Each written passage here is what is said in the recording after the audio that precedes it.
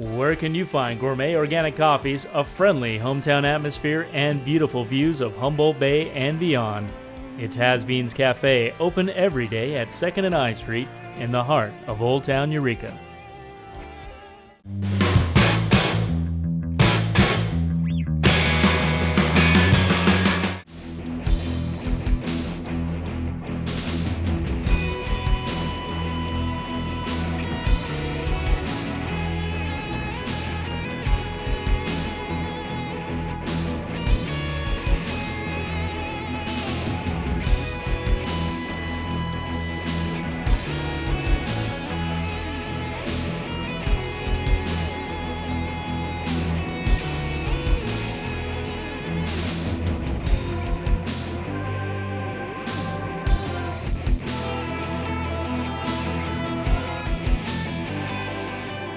Ladies and gentlemen at home and on the internet, welcome to episode 2 of Sentinel Interviews. Again, that appears every Thursday at 7 p.m. on Access Humboldt Channel 12 and is available at accesshumboldt.net and on our YouTube channel, youtube.com/Humboldt Sentinel.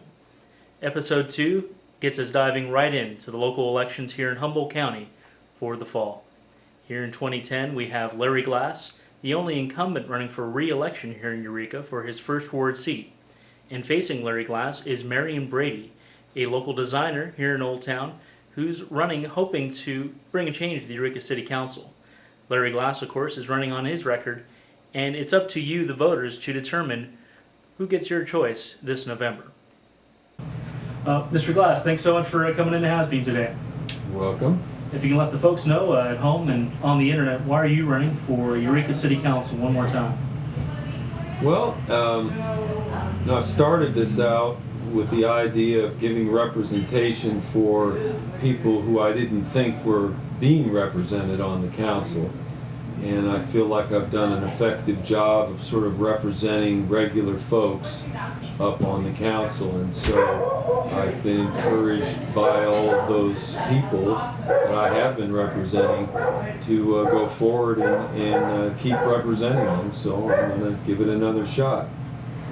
And what do you feel you have accomplished in your first term on the council? I made some notes here so I wouldn't forget, but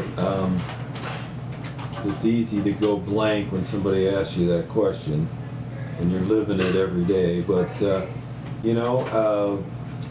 I think probably, like I started out with, just clearly representing regular people, asking the kinds of questions that people sitting at home on TV watching the council meetings going, why doesn't somebody just ask this? Now, tried to be there asking those kinds of questions of staff or who's ever before the council. So I'd say I'm pretty proud of that. One of the things I heard the most when I was campaigning last time was police protection. Particularly in Old Town and the West Side. But I heard it all over town, but particularly in those areas that people felt, number one, that they didn't have any police protection, and they also felt like they needed protection from the police. And so it was a real ugly kind of situation out there in the neighborhoods, and I set out to try and change that. And I feel that I've been instrumental in bringing about a whole different, concept for people now, where they feel more secure.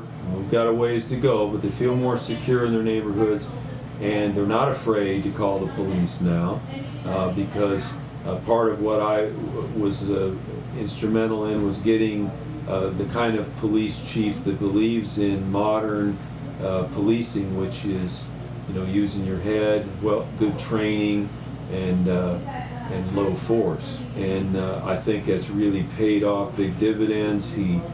He's very conscientious about making sure that all parts of the city get equal enforcement, which was a big issue for me. I didn't want to just see the police only over in Ward 4, but I wanted to see him in all the other wards as well.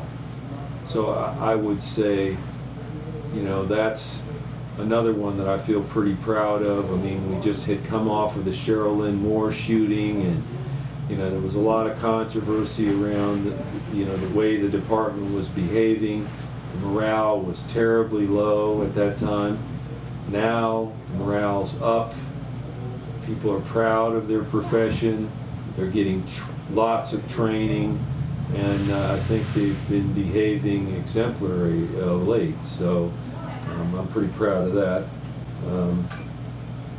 On my list also would be, well, the other thing I heard, the two things that I heard really the most on the west side anyway, were we need police protection, and the other one was, why did they close Jefferson School?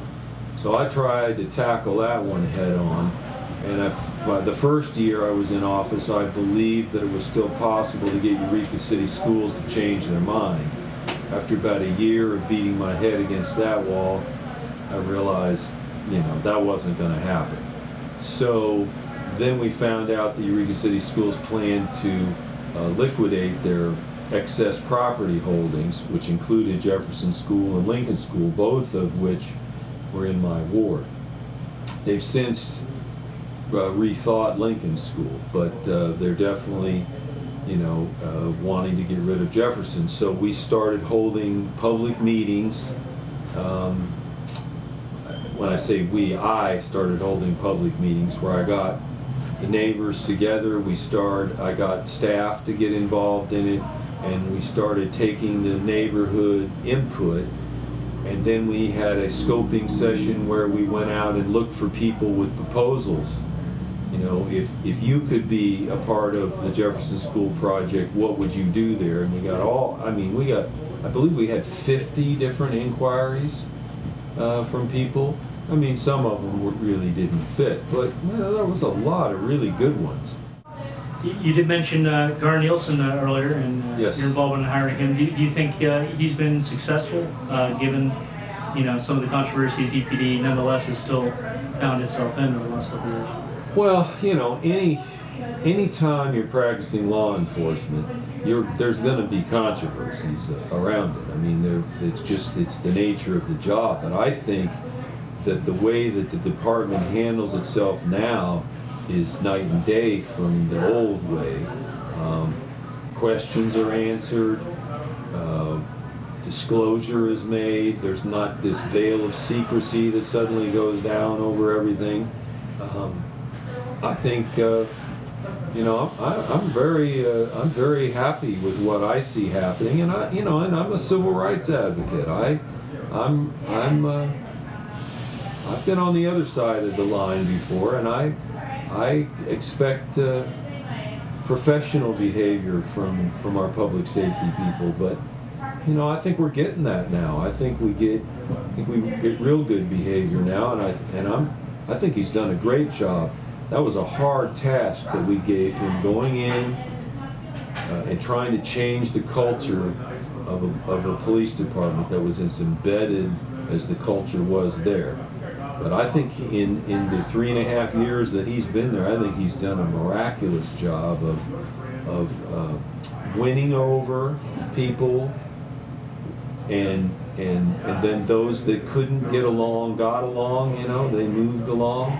So I think that we have a really professional department now that's proud of itself, and I expect good things in the future. I think that there's always going to be incidents that happen with law enforcement that cause people concern, but at the rate that they were happening 5 years ago, I think we've only had a couple since in the last 4 years, really, that have gotten much attention from anybody. In particular, the problem-oriented policing program, they busted a number of drug hazards over the last several months. Well, and that was an idea that previous councils had talked about, but they'd never really given the push for.